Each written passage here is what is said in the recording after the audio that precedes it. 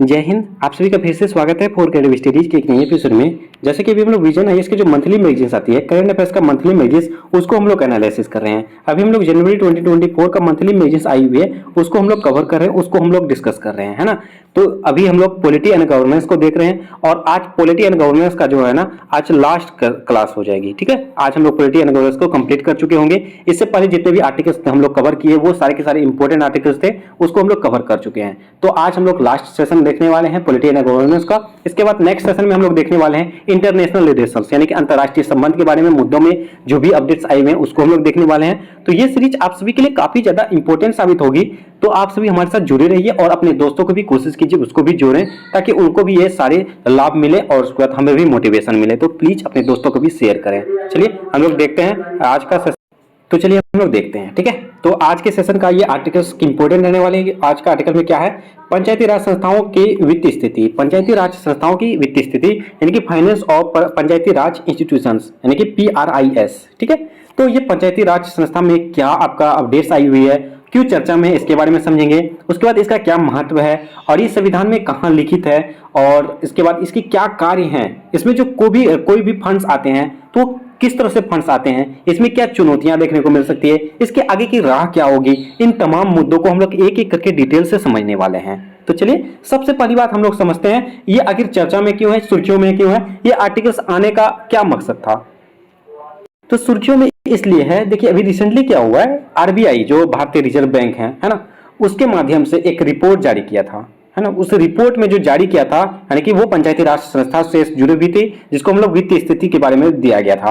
तो उसी रिपोर्ट में जो है ये सब चीजें आई हैं, तो उसी में ये शीर्षक रिपोर्ट जारी किया है और इसमें चर्चा की गई है। ये रिपोर्ट कब का है आपका, 2020 से 21 और 22 से 23 के लिए इसमें पंचायती राज व्यवस्था से एक रिपोर्ट जारी किया गया था, उसी पे चर्चा किया था, है ना।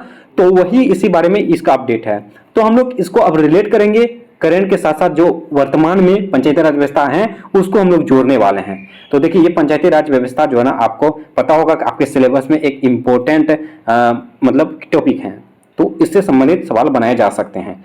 तो अब हम लोग देखते हैं ये सुर्खियों में क्यों है, ये उम्मीद करता हूं समझ चुके होंगे। अब एक रिपोर्ट आई है वित्तीय स्थिति के बारे में, पंचायती राज व्यवस्था का वित्तीय स्थिति में, तो उसी रिपोर्ट में जो ना चर्चा की गई है ना। तो ये बातें हैं। उसके बाद हम लोग अब समझते हैं कि ये पंचायती राज व्यवस्था है क्या और ये संविधान में कहां लिखित है, क्या क्या है, तमाम चीजें को समझिए। मैं सिंपल तरीके से समझाता हूं। इस पंचायती राज व्यवस्था को जो ना, ये 73वें संविधान संशोधन के माध्यम से, क्या क्या है, 73वें संविधान संशोधन माध्यम जो 1992 ईस्वी में हुआ था, ये ध्यान रखना।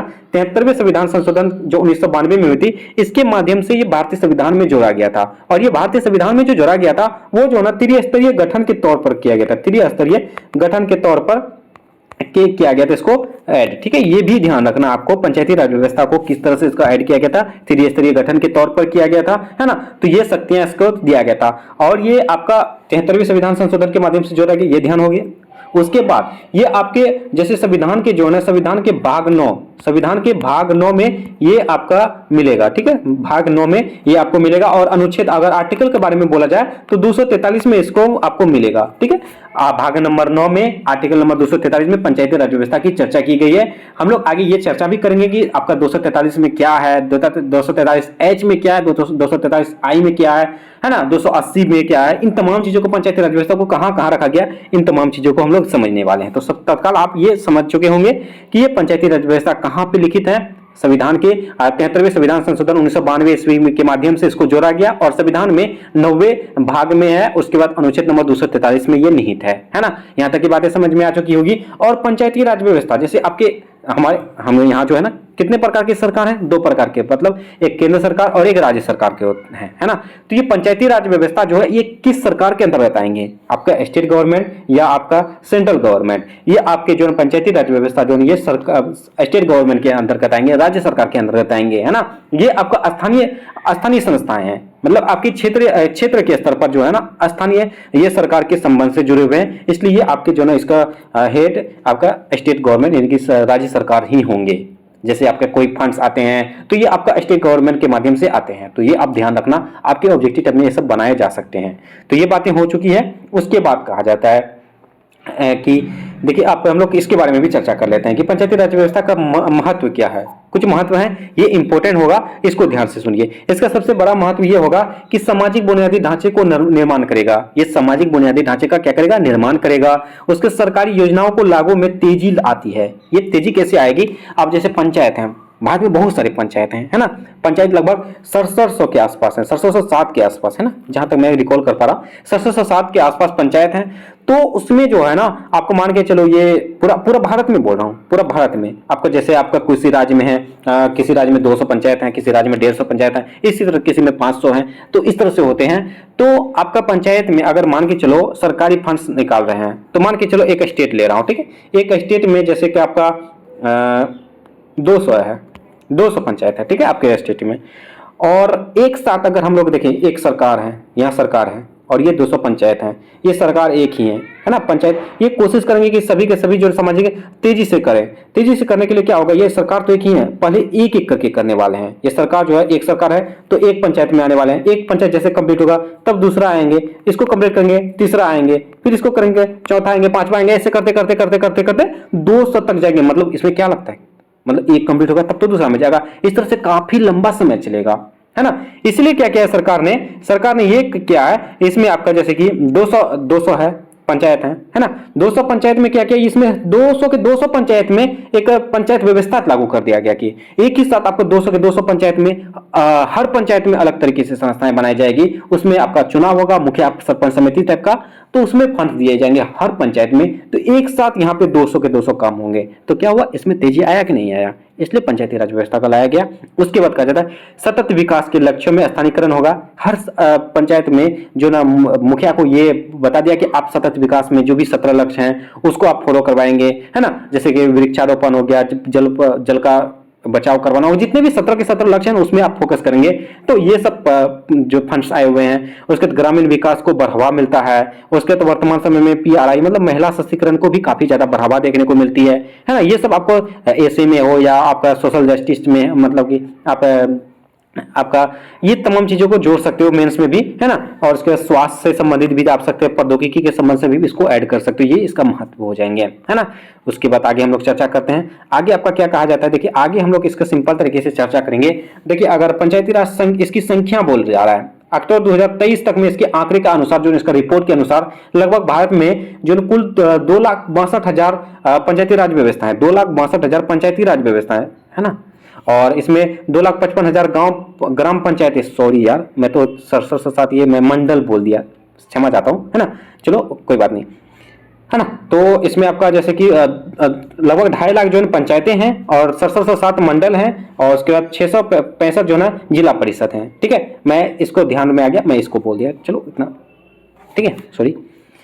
तो लगभग ये सब इसकी संख्या है। और इसके संवैधानिक प्रावधान, जैसे मैंने आपको शुरुआत में क्या बताया था, देखिए अनुच्छेद 243H, अनुच्छेद 243 में आपका पंचायती राज व्यवस्थाएं ऐड किया गया है। उसमें जो ना एक 243 का H में क्या कहा है, राज्य का विधानमंडल कानून पारित करके राज्य की संचित निधि से पंचायतों के लिए सहायता अनुदान प्रदान कर सकता है। ये आपका अनुच्छेद 243 के H में दिया गया है। और इसी I में क्या दिया गया है, इसमें कर शुल्क पथियर हो गया, फीस लगाने हो गया, एकत्रित करने के लिए भी इसको अधिकार दिया जाता है। उसके बाद अनुच्छेद 323 के I में क्या कहा जाता है, इसमें यह प्रावधान दिया गया है कि पंचायतों की वित्तीय स्थिति की समीक्षा करने और उनकी वित्तीय स्थिति में सुधार के लिए सिफारिशें करने हर 5 साल का एक राज्य वित्त आयोग करना चाहिए। ये आपका I में दिया गया है। और आपका अनुच्छेद 280 में भी पंचायती राज व्यवस्था से जुड़ा हुआ है। अनुच्छेद 280 का क्लॉज नंबर 3 और उपखंड में जो है ना BB में कहा जाता है, केंद्र वित्त आयोग का कर्तव्य है कि वह राज्य में पंचायतों के संसाधनों की पूर्ति के लिए राज्य की संचित निधि को बढ़ाने हेतु आवश्यक उपायों के बारे में राष्ट्रपति से सिफारिश करे। आपका राष्ट्रपति से सिफारिश करने के लिए आपका अनुच्छेद नंबर 243 के खंड नंबर 3 और उपखंड BB में दिया गया है ना। आपका राज्य व्यवस्था पंचायती संसाधनों का अगर प्रोग्रेस करवाना चाहते हैं, इससे कोई दिक्कतें आ रही हैं, कोई आपका निवेदन करेंगे, आवेदन करेंगे, तो उपायों के लिए आप राष्ट्रपति से ये सिफारिशें कर सकते हैं। ये आपका अनुच्छेद नंबर 283 के खंड नंबर 3 का उपखंड BB में दिया गया है, ठीक है। तो ये बातें होगी आपका राज्य व्यवस्था के बारे में। अब हम लोग पंचायती राज व्यवस्था का आखिर वित्तीय स्रोत क्या है, इसकी आमदनी के स्रोत क्या है, कहां से इसके फंड आते हैं, कैसे कैसे पैसा आते हैं, तो इसके बारे में लोग समझते हैं। सिंपल तरीके से मेरी बातों को समझिए। इसका प्रमुख स्रोत जो है एक प्रकार का कर है ना। कर देखिए, कर होता क्या, जैसे GST कर हो गया, आय कर हो गया, निजी कर हो गया, उसके बाद मतलब जिस प्रकार के कर लगाते हैं ना आप, जैसे आप हो गया किसी प्रकार के जैसे आप बिजनेसमैन हो, है ना, किसी प्रकार के गांव में, जो गांव की बातें बोल रहा हूँ, बड़ी लेवल का नहीं, छोटे लेवल के जो गांव होते हैं, होता क्या, कोई कोई ऐसे बिजनेस आपके गांव में देखे होंगे कि जो बाहर से माल मंगवाते हैं, तो उसमें भी टैक्स लिए जाते हैं। तो यही सब टैक्स तो सरकार के पास पहुंचती है और सरकार हम लोग को फंड देती है। तो यही सब प्रोग्रेस है। ऐसा नहीं है कि मशीन बनाया है तो बना लेंगे, छपाई कर लेंगे, सरकार के पास क्या है, बहुत भाई है, मशीन है तो छाप लेंगे, नहीं, ऐसा नहीं है। हम और आपसे टैक्स लेती है सरकार, उसके बाद उसी को फिर हम लोग को देती है, ठीक है। तो ये बातें हैं। इसमें कर राजस्व हो गया, गैर कर राजस्व हो गया, ये सब इसका एक महत्वपूर्ण स्रोत है। इसके माध्यम से हम लोग को फंड मिलती है, इसका आमदनी का स्रोत यही है। उसके बाद आपका जैसे कि जैसे इसका अन्य स्रोत ये भी है, मनरेगा हो गया, प्रधानमंत्री आवास योजना हो गया, ये सब चीजें हैं इसका अन्य स्रोत के तौर पर हम लोग समझ सकते हैं। इसमें एक अन्य स्रोत ये भी है आपका विश्व बैंक, है ना, वर्ल्ड बैंक जो है, विश्व बैंक जैसे अंतर्राष्ट्रीय निकायों के लिए भी दिए जाने वाले अनुदान, इसमें आपका भी वर्ल्ड बैंक भी इसमें अनुदान दिए जाते हैं। ये सब इसका फंड, ये सब आपका स्रोत हो जाएंगे, है ना। तो उम्मीद करता हूँ ये कर हो गया, फंड्स होंगे, है ना, और सेंट्रल गवर्नमेंट भी देती है, तो ये तमाम चीजें इसमें आपका स्रोत हो जाएंगे। और इसका चुनौती भी देख सकते हैं हम लोग, चुनौतियां भी देखने को मिलेगा, जैसे संरचनात्मक चुनौतियां हो गया। संरचनात्मक चुनौतियां में क्या देखने को मिलेगा आपका, जैसे पंचायती राज व्यवस्था के लिए आवंटित वित्तीय संसाधन अपर्याप्त हैं, है ना। इसका जो संसाधन, जो इसका वित्तीय संसाधन है अपर्याप्त है, मतलब इसका कोई लिमिट ही नहीं है भाई, है ना। ये बड़ी चुनौती है। इसमें क्या करना चाहिए, लिमिटेशन करना चाहिए, है ना। आगे की राह में आपको लिमिटेशन करना चाहिए, आपका पर्याप्त करना चाहिए। और वित्तीय संसाधनों के राज्य संसाधन और केंद्र सरकार पर अत्यधिक निर्भर है, यानी राज्य सरकार और केंद्र सरकार पर। जो राज्य सरकार क्या होता है, इसका एक बड़ी चुनौती ये है कि जैसे आपको पंचायती राज व्यवस्था के लिए क्या होता है, राज्य सरकार पैसा कहां से लाएगी, सेंट्रल गवर्नमेंट से, है ना। तो वो राज्य सरकार क्या करता है, ज्यादा निर्भर रहता है गवर्नमेंट, सेंट्रल सरकार पे, सेंट्रल गवर्नमेंट के पास। तो क्या भाई, सेंट्रल गवर्नमेंट के पास जो ये आपका सबसे ज्यादा निर्भर रहेंगे, तो सेंट्रल गवर्नमेंट के पास तो बहुत सारे काम होते हैं ना। तो ये भी एक बड़ी चुनौती है ना। और इसमें पंचायती राज व्यवस्था का लगभग 95% हिस्सा केंद्र और राज्य सरकार के अनुदान के रूप में मिलता है, ये भी बड़ी चुनौती है। 95% सिर्फ इसी में मिलता है ना। तो ये सब चुनौतियां देखने को मिलते हैं। डेटा में असंगति हो गया, ये सब चुनौतियां हो गया। स्वयं के लिए राजस्व समिति स्रोत हो गया, भ्रष्टाचार हो गया, ये सब चीजें क्या है, ये सब बड़ी चुनौतियां देखने को मिलेगी, है ना। तो आप इसको समझ सकते हो, है ना। तो आगे हम लोग देखते हैं इसको, ये सब उतना आप वही है बातें। चलिए अब हम लोग आगे की राह अगर समझ जाएंगे ना, आगे की राह अगर समझ जाते हैं तो इसके चुनौती हम लोग को समझ आएंगे आ जाएंगे। मतलब चुनौती है, राह क्या होंगे, सुझाव क्या होंगे, सुझाव क्या होंगे भाई। आप सिंपल तरीके से आप देखो, सिविल सर्विस की तैयारी कर रहे हो, है ना, तो सुझाव क्या हो सकते हैं, सुझाव कहाँ दिया जा सकता है, जहां कुछ गड़बड़ी हो। आप सुझाव किसके देते हो, जिसके पास कमी होगी, है ना। आप बोलोगे कि नहीं भाई ये नहीं करो वो करो। अगर आप सुझाव समझ जाते हो तो चुनौती आसान से समझ जाओगे, है ना। तो ये बातें हैं, आप ध्यानपूर्वक से सुझाव पे सुनो। आगे की सलाह में क्या होगा, जैसे बजटीय सहायता, बजटीय सहायता में क्या होगा, केंद्र और राज्य सरकारों द्वारा पंचायती राज व्यवस्था को उनकी जिम्मेदारी को पूरा करने के लिए पर्याप्त वित्तीय संसाधन आवंटित करने के चाहिए। और इसके अलावा पंचायती राज विविध वित्त पोषण स्रोतों के लिए कदम उठाए जाने चाहिए। ये आपका सलाह है कि जिस तरह से लोग केंद्र और राज्य सरकार का पंचायती राज व्यवस्था के लिए जो जितनी जितनी जिम्मेदारी होती है उसको पूरा करना चाहिए, है ना। कहीं ना कहीं ये चुनौती है, कहीं ना कहीं ये दिक्कत है कि वो पूरा नहीं कर पा रही है, तो ये चुनौती हो जाएगी वहां पे। उसका दिक्कत, चुनौती, सलाह क्या हो जाएंगे, इसको पूर्ण करना चाहिए, जिम्मेदारी को पूरा करना चाहिए। और इसके जो पर्याप्त वित्तीय संसाधन हो उसको आवंटित करना चाहिए, है ना। जितने भी पर्याप्त मात्रा में आपका वित्तीय संसाधन है, उपलब्ध संसाधन है, तो उसको आवंटित करना चाहिए, बांटवारा देना चाहिए, है ना। उसके बाद कहता है कौशल विकास। कौशल विकास करेंगे तो क्या होगा, हर चीज में प्रगति होंगे।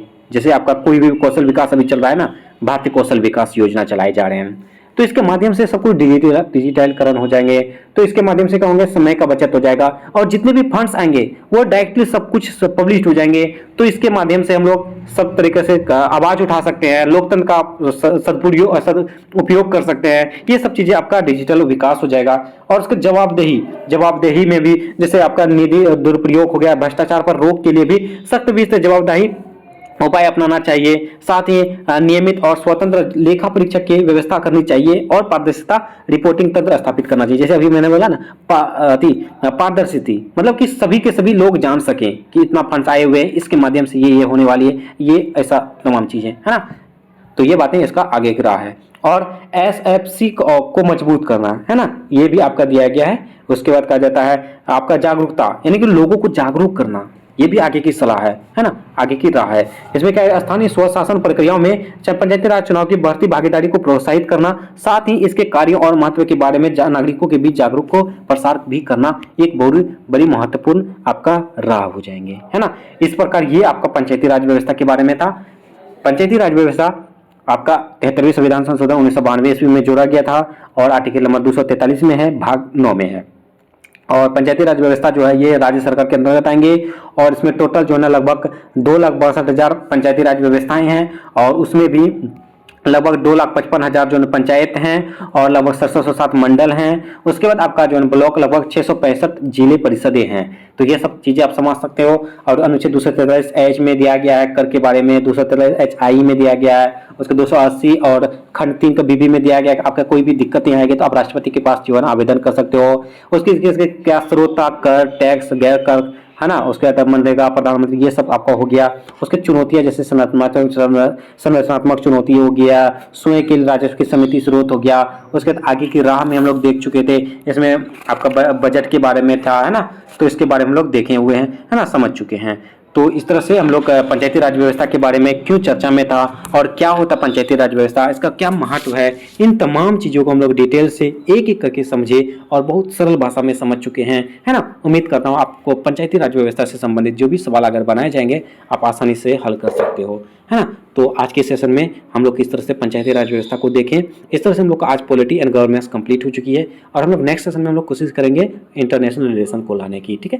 तो इस तरह से हमारे साथ बने रहिए और कोशिश कीजिए अपने दोस्तों को भी लाइए।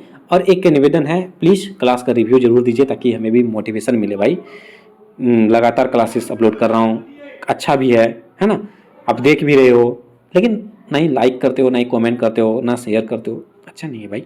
प्लीज़ कीजिए, थोड़ा सा सपोर्ट मिलेगा हमें भी, है ना। तो बस आज के सेशन में बस इतना ही रहने देंगे। उम्मीद करता हूँ आज के सेशन आप सभी के लिए काफ़ी ज़्यादा फायदेमंद साबित हुआ होगा। और एक निवेदन है, जो भी चैनल में पहली बार आए हैं और चैनल को सब्सक्राइब नहीं किए हैं तो प्लीज़ चैनल को सब्सक्राइब जरूर कर लीजिए और बेल आइकन को जरूर हिट करें। सेशन अच्छा लगे तो लाइक जरूर कीजिए, किसी भी प्रकार का दिक्कत हो तो कमेंट बॉक्स में कमेंट कीजिए और अपने दोस्तों को भी ज़्यादा से ज़्यादा शेयर करें। चलिए मिलते हैं नेक्स्ट सेशन में, तब तक के लिए थैंक यू, जय हिंद।